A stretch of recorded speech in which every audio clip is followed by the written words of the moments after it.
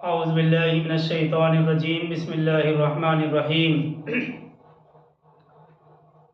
ہم سورہ ہود کی آیت 5 پر ہیں۔ الا انہم یثنون صدورہم لیستخفوا من، الا انہم یثنون صدورہم لیستخفوا من، یہ سورہ ہود کی آیت 5 ہے۔ آیت کریمہ کا ترجمہ ہے آگاہ ہو جاؤ، یہ لوگ اپنے سینوں کو دوہرا کرتے ہیں تاکہ اللہ سے چھپ جائیں۔ آگاہ ہو جاؤ، یہ لوگ اپنے سینوں کو دوہرا کرتے ہیں تاکہ اللہ سے چھپ جائیں۔ یہ مقام اور یہ آیت مشکلات القرآن میں سے ہے، یعنی قرآن کے جو مشکل مقامات ہیں ان میں سے ہے۔ یہی وجہ ہے کہ اس آیت کے بارے میں مفسرین کے مختلف اقوال ہیں، کیونکہ اللہ نے جو لفظ استعمال کیا ہے ثنا یثنی، یثنون صدورہم، ثنا یثنی کے معنی پھیرنے، موڑنے اور لپیٹنے کے آتے ہیں۔ مکے میں رسول اللہ صلی اللہ علیہ وسلم کی دعوت کے مخالفین میں سے کچھ لوگوں کا یہ رویہ تھا کہ آپ کو دیکھتے تھے تو دیکھتے ہی اپنا رخ بدل لیا کرتے تھے، یا کپڑے کی اوٹ میں اپنا منہ چھپا لیا کرتے تھے تاکہ آمنا سامنا نہ ہو جائے، اور آپ صلی اللہ علیہ وسلم انہیں مخاطب کر کے اپنی باتیں نہ کہنے لگیں۔ یہاں ایسے لوگوں کی طرف ہی اشارہ ہے کہ یہ حق کا سامنا اور حقیقت کا سامنا کرنے سے گھبراتے ہیں، حالانکہ کسی کے منہ چھپانے سے حقیقت نہیں چھپتی ہے۔ ثنا یثنی کے معنی پھیرنے، موڑنے اور لپیٹنے کے آتے ہیں۔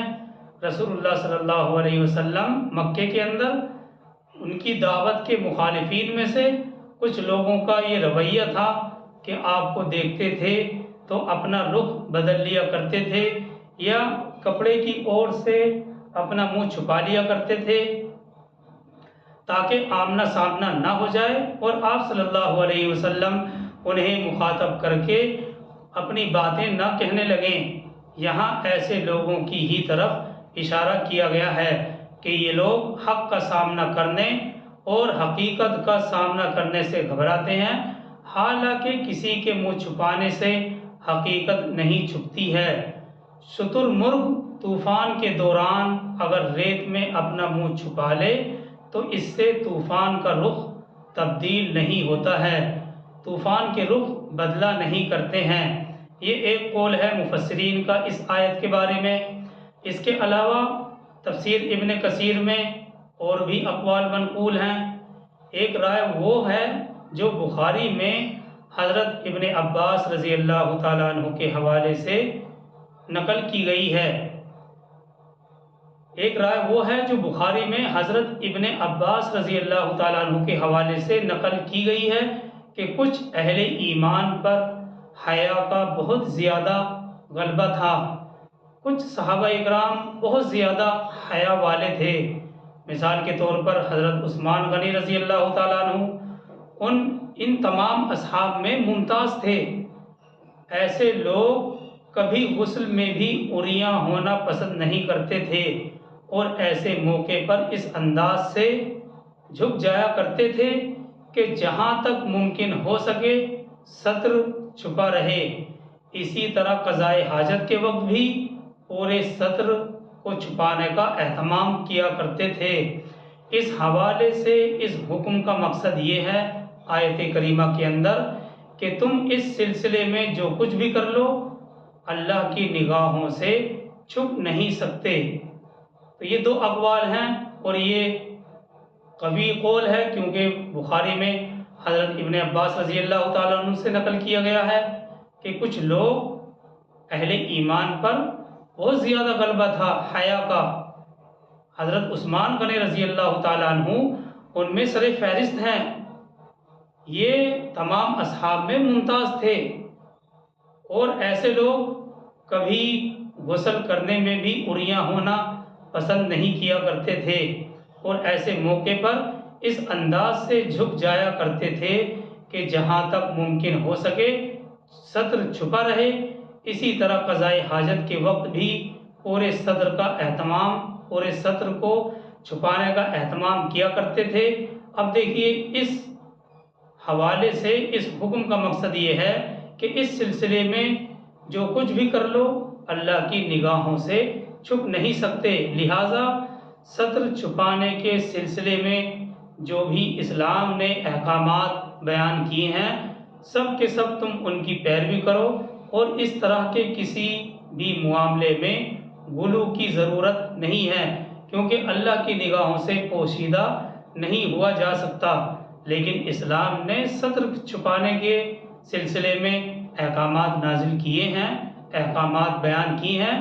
ہم سب مل کر اس کی پیروی کریں اور اس طرح کے کسی بھی معاملے میں غلو کرنے کی ہرگز ضرورت نہیں ہے. آگے اسی آیت میں ہے الا حین یستغشون ثیابہم یعلم ما یسرون وما یعلنون. آگاہ ہو جاؤ کہ جب وہ اپنے اوپر کپڑے لپیٹتے ہیں. الا حین یستغشون ثیابہم. آگاہ ہو جاؤ کہ جب وہ اپنے اوپر کپڑے لپیٹتے ہیں تب بھی اللہ جانتا ہے اور تب بھی اللہ جانتا ہے جو کچھ وہ چھپا رہے ہوتے ہیں اور جو کچھ ظاہر کر رہے ہوتے ہیں.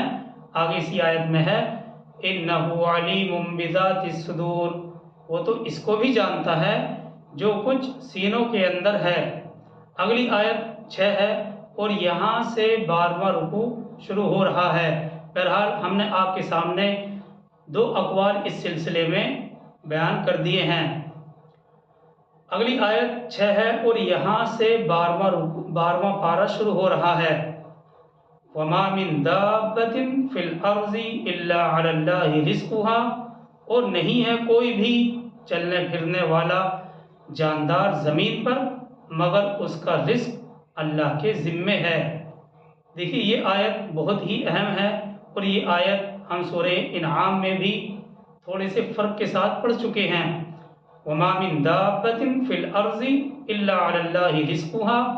اور نہیں ہے کوئی بھی چلنے پھرنے والا جاندار زمین پر مگر اس کا رزق اللہ کے ذمے ہے. دیکھیے اللہ سبحانہ و تعالیٰ نے اس کائنات کے اندر رزق کی تقسیم کا جو نظام رکھا ہے اس میں اس نے ہر جاندار کے لیے اس کی زندگی کی ضروریات فراہم کر دی ہیں. بچے کی پیدائش بعد میں ہوتی ہے مگر اس کے لیے ماں کے ذریعے سے دودھ کا انتظام پہلے ہو جاتا ہے. تو اللہ سبحانہ و تعالیٰ نے اس کائنات کے اندر رزق پہنچانے کا جو نظام رکھا ہے اس میں اس نے ہر جاندار کے لیے اس کی زندگی کی ضروریات فراہم کر دی ہیں. بچے کی پیدائش بعد میں ہوتی ہے مگر اس کے لیے ماں کے ذریعے سے دودھ کا پہلے انتظام ہو جایا کرتا ہے. اور اس سلسلے میں ہمیں یہ بھی یاد رکھنا چاہیے کہ دنیا میں جو کوئی انسان یا انسانوں کا کوئی بھی گروہ اللہ کے اس نظام اور اس قانون کو چھوڑ کر کوئی ایسا نظام اور قانون بنائے جس کے تحت ایک آدمی کے حصے کا رزق کسی دوسرے کی جھولی میں چلا جائے تو رزق اور دولت کی تقسیم کا خدائی نظام درہم برہم ہو جائے گا. اس لوٹ اور کھسوٹ کا لازمی نتیجہ یہ ہوگا کہ کہیں تو دولت کے انبار ہوں گے اور کہیں بے شمار انسان فاقہ کرنے پر مجبور ہو جائیں گے اور آج وہ بھی ایسا ہی رہا ہے. لہٰذا جہاں کہیں بھی رزق کی تقسیم میں کوئی کمی بیشی نظر آئے تو ہمیں سمجھ لینا چاہیے کہ اس کا ذمہ دار خود انسان ہی ہے. ورنہ تو اللہ سبحانہ و تعالیٰ نے تقسیم رزق کا جو نظام رکھا ہے وہ بہت ہی اعلیٰ اور عمدہ ہے اور اس کائنات میں ہر جاندار کے لیے اس کی زندگی کی ضروریات اللہ سبحانہ و تعالیٰ نے فراہم کر دی ہیں. تو جب کبھی ایسا ہوتا ہے تو کہیں تو دولت کے انبار لگتے ہیں. اس نظام کو درہم برہم کرنے کی اگر لوگ یا انسان کوشش کرتے ہیں تو پھر یہی ہوتا ہے کہ کہیں دولت کے انبار لگتے ہیں اور کہیں بے شمار انسان فاقہ کرنے پر مجبور ہو جاتے ہیں۔ لہٰذا جہاں کہیں بھی رزق کی تقسیم میں کوئی کمی بیشی نظر آئے تو ہمیں سمجھ لینا چاہیے کہ اس کا ذمہ دار خود انسان ہی ہے۔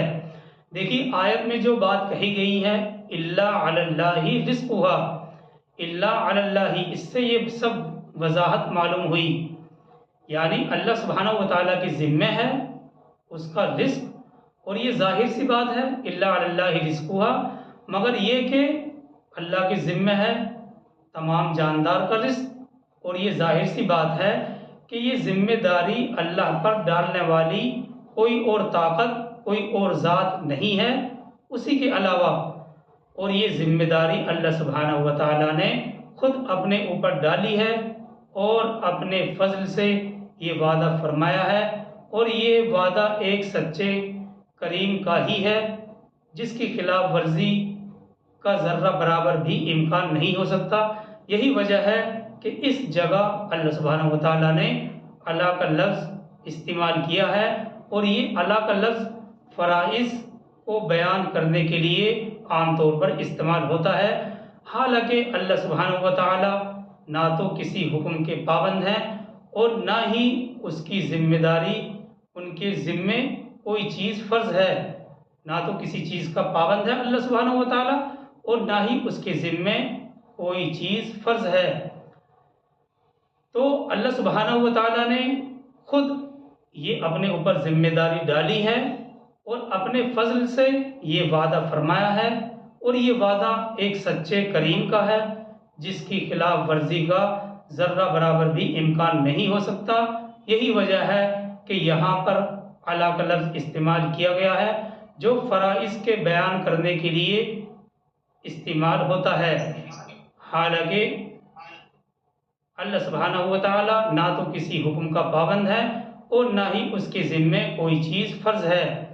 دیکھیے آیت میں جو رزق کا لفظ لایا گیا ہے، رزق لغت میں اس چیز کو کہا جاتا ہے جس سے جاندار اپنی غذا حاصل کرے اور جس کے ذریعے اس کی روح کی بقا اور جسم میں نما یعنی بڑھوتری ہو۔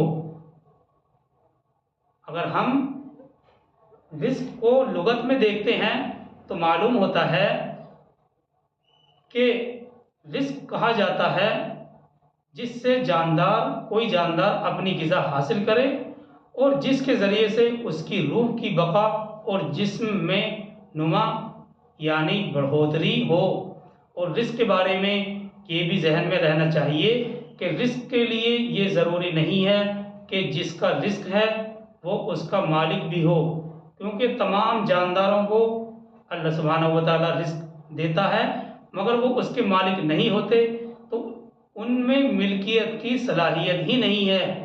اسی طرح چھوٹے بچے بھی اپنے رزق کے مالک نہیں ہوتے مگر رزق ان کو بھی ملتا ہے۔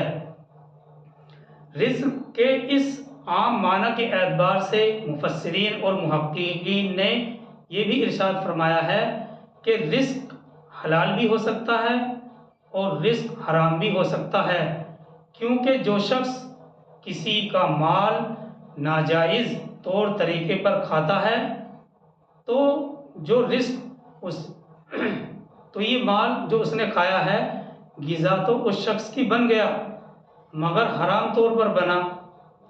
اگر یہ اپنی حرص میں اندھا ہو کر ناجائز طریقہ استعمال نہ کرتا تو جو رزق اس کے لیے مقرر کیا گیا تھا وہ جائز طور پر اس کو ملتا۔ اس لیے مفسرین کہتے ہیں کہ رزق حلال بھی ہو سکتا ہے اور حرام بھی ہو سکتا ہے، اور جو شخص کسی کا مال ناجائز طور طریقے پر کھا لیتا ہے تو یہ مال غذا تو اس شخص کی بن گیا مگر حرام ذریعے سے بنا۔ اگر یہ شخص اپنے حرص میں اندھا ہو کر ناجائز طور طریقہ استعمال نہ کرتا تو جو رزق بھی اللہ نے اس کے لیے مقرر کیا ہے وہ جائز طور پر اس کو ملتا۔ رزق سے متعلق اب یہاں ایک سوال یہ رہ جاتا ہے کہ انسان کہ جب یہ سوال رہ جاتا ہے کہ جب ہر جاندار کا رزق اللہ نے اپنے ذمے لے لیا ہے تو پھر ایسے واقعات دنیا میں کیوں پیش آتے ہیں کہ بہت سے جانور اور انسان غذا نہ ملنے کی وجہ سے بھوکے مر جاتے ہیں؟ تو یہ سوال ذہن میں آتا ہے کہ جب ہر جاندار کا رزق اللہ نے اپنے ذمے لیا ہے تو پھر ایسے واقعات رونما کیوں ہوتے ہیں کہ بہت سے جانور اور انسان غذا حاصل نہ ہونے کی وجہ سے بھوکے پیاسے مر جاتے ہیں؟ تو بہرحال اس کا جو جواب ہے علماء نے متعدد لکھے ہیں، اور ایک جواب یہ بھی ہے کہ رزق کی ذمہ داری اس وقت تک ہے جب تک اس کی اجل مقدر یعنی عمر پوری نہیں ہو جاتی۔ جب عمر پوری ہو گئی تو بہرحال اس کو اس دنیا سے کوچ کرنا ہے، اس دنیا سے جو جانا ہے، اور موت کے مختلف اسباب ہوا کرتے ہیں۔ جب موت آتی ہے تو مختلف اسباب لے کر آتی ہے، جیسے جلنا یا غرق ہونا یا چوٹ اور زخم وغیرہ، یہ بھی سبب ہوتے ہیں۔ اسی طرح سے ایک سبب یہ بھی ہو سکتا ہے کہ اس کا رزق بند کر دیا گیا ہو اور اس سے اس کی موت واقع ہو گئی ہو۔ تو یہ جواب دیا ہے امام قرطبی نے اپنی تفسیر میں اس آیت کے تحت ابو موسیٰ اور ابو مالک وغیرہ قبیلہ اشعریین کا ایک واقعہ بھی ذکر کیا ہے، اور یہ علامہ قرطبی نے اپنی تفسیر میں اس آیت کے تحت ابو موسیٰ اور ابو مالک وغیرہ قبیلہ اشعریین کا ایک واقعہ یہ نقل کیا ہے کہ کچھ لوگ ہجرت کر کے مدینہ طیبہ پہنچے تو جو کچھ کھانے پینے کا سامان ان کے پاس موجود تھا وہ ختم ہو گیا۔ انہوں نے اپنا ایک آدمی حضور صلی اللہ علیہ وسلم کی خدمت میں اس مقصد کے لیے بھیجا کہ آپ ان کے کھانے وغیرہ کا کچھ انتظام فرما دیں۔ یہ شخص جب رسول اللہ صلی اللہ علیہ وسلم کے دروازے پر پہنچا تو اندر سے آواز آئی کہ رسول اللہ صلی اللہ علیہ وسلم اس آیت کی تلاوت فرما رہے تھے، یہ آیت پڑھ رہے تھے وَمَا مِن دَابَّةٍ فِي الْأَرْضِ إِلَّا عَلَى اللَّهِ رِزْقُهَا۔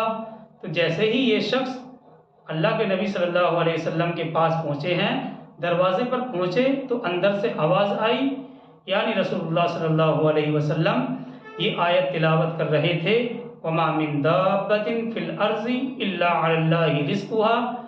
اس شخص کو یہ آیت سن کر یہ خیال آیا کہ جب اللہ نے سب جانداروں کا رزق اپنے ذمے لے لیا ہے تو پھر ہم اشعری بھی اللہ کے نزدیک دوسرے جانوروں سے گئے گزرے تو ہیں نہیں، وہ ضرور بالضرور ہمیں بھی رزق پہنچا دے گا۔ یہ خیال کر کے وہ وہیں سے واپس ہو گئے۔ حضور صلی اللہ علیہ وسلم کو اپنا کچھ حال بیان نہیں کیا، اپنا کچھ حال نہیں بتلایا، واپس جا کر اپنے ساتھیوں سے کہا کہ خوش ہو جاؤ، تمہارے لیے اللہ کی مدد آ رہی ہے۔ اس کے جو اشعری قبیلے کے ساتھی تھے انہوں نے اس کا یہ مطلب سمجھا کہ ان کے قاصد نے، اس شخص نے حضور سے اپنی حاجت کا ذکر کیا ہے اور آپ نے انتظام کا وعدہ فرما لیا ہے۔ وہ یہ سمجھ کر مطمئن ہو کر بیٹھ گئے۔ وہ ابھی بیٹھے ہی تھے کہ دو آدمی ایک برتن گوشت اور روٹیوں سے بھرا ہوا اٹھائے لا رہے ہیں۔ لانے والوں نے یہ کھانا اشعریین کو دے دیا، انہوں نے خوب پیٹ بھر کر کھایا، پھر بھی بچ گیا تو انہوں نے یہ مناسب سمجھا کہ باقی کھانا حضور کے پاس بھیج دیں تاکہ اس کو آپ اپنی ضروریات میں صرف فرما دیں۔ اپنے دو آدمیوں کو یہ کھانا دے کر حضور صلی اللہ علیہ وسلم کے پاس بھیج دیا۔ تو بہرحال اس کے بعد یہ سب حضور صلی اللہ علیہ وسلم کی خدمت میں حاضر ہوئے اور عرض کیا یا رسول اللہ صلی اللہ علیہ وسلم، آپ کا بھیجا ہوا کھانا بہت ہی لذیذ تھا۔ آپ صلی اللہ علیہ وسلم نے عرض کیا میں نے تو کوئی کھانا بھیجا ہی نہیں۔ تو انہوں نے پھر پورا واقعہ عرض کیا۔ یہ سن کر حضور صلی اللہ علیہ وسلم نے عرض کیا یہ میں نے نہیں بلکہ اس ذات اقدس نے بھیجا ہے جس نے ہر جاندار کا رزق اپنے ذمے لے لیا ہے۔ بہرحال یہ ساری مخلوق کو رزق پہنچانے کا ایک عجیب و غریب قدرت کا نظام ہے۔ اللہ سبحانہ و تعالیٰ نے اس آیت میں اسی بات پر اکتفا نہیں کیا ہے کہ ہر جاندار کا رزق اپنے ذمے لے لیا اور بس، یعنی صرف یہ ذمہ داری ہی اپنے اوپر نہیں لی، بلکہ انسان کو مزید مطمئن کرنے کے لیے، بلکہ انسان کو اور زیادہ اطمینان دلانے کے لیے آگے فرمایا وَيَعْلَمُ مُسْتَقَرَّهَا وَمُسْتَوْدَعَهَا۔ آیت میں یہ دو لفظ لائے گئے ہیں، مستودع اور مستقر۔ اس کی مختلف تفسیر مفسرین سے منقول ہیں، مگر لغت کے اعتبار سے وہ تفسیر مطلب کے زیادہ قریب ہے جس کو علامہ کشاف نے اختیار کیا ہے۔ جی ہاں، جب ہم لغت میں دیکھتے ہیں معلوم ہوتا ہے مستقر لغت میں اس جگہ کو کہا جاتا ہے جس جگہ کوئی شخص اس جگہ کو مستقل طور پر اپنے لیے ٹھہرنے کی جگہ یا وطن بنا لے، مستقل ٹھہرنے کی جگہ بنا لے یا اس کو اپنا وطن اصلی ہی بنا لے، اس کو کہا جاتا ہے مستقر۔ اور مستودع اس جگہ کو کہا جاتا ہے جہاں عارضی طور پر کسی ضرورت کی وجہ سے کوئی شخص ٹھہر جائے۔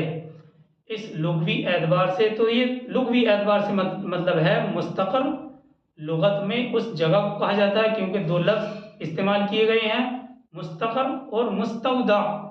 مستقر لغت میں اس جگہ کو کہا جاتا ہے جس جگہ کوئی شخص اس جگہ کو مستقل طور پر اپنے لیے ٹھہرنے کی جگہ یا وطن بنا لے، اور مستودع اس جگہ کو کہا جاتا ہے جہاں عارضی طور پر کسی ضرورت کی وجہ سے کوئی شخص ٹھہر جائے۔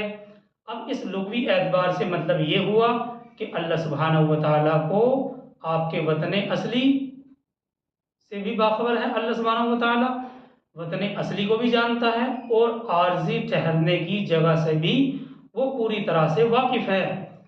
بغیر کسی درخواست اور نشاندہی کے آپ کا راشن وہاں تک منتقل کر دیا جاتا ہے، یعنی چاہے آپ مستقر ہوں یا مستودع ہوں، اپنے وطن اصلی ہوں یا کہیں کسی جگہ پر ضرورت کی وجہ سے ٹھہرے ہوں، اللہ سبحانہ و تعالیٰ کو دونوں جگہوں کے بارے میں پوری طرح معلومات ہیں۔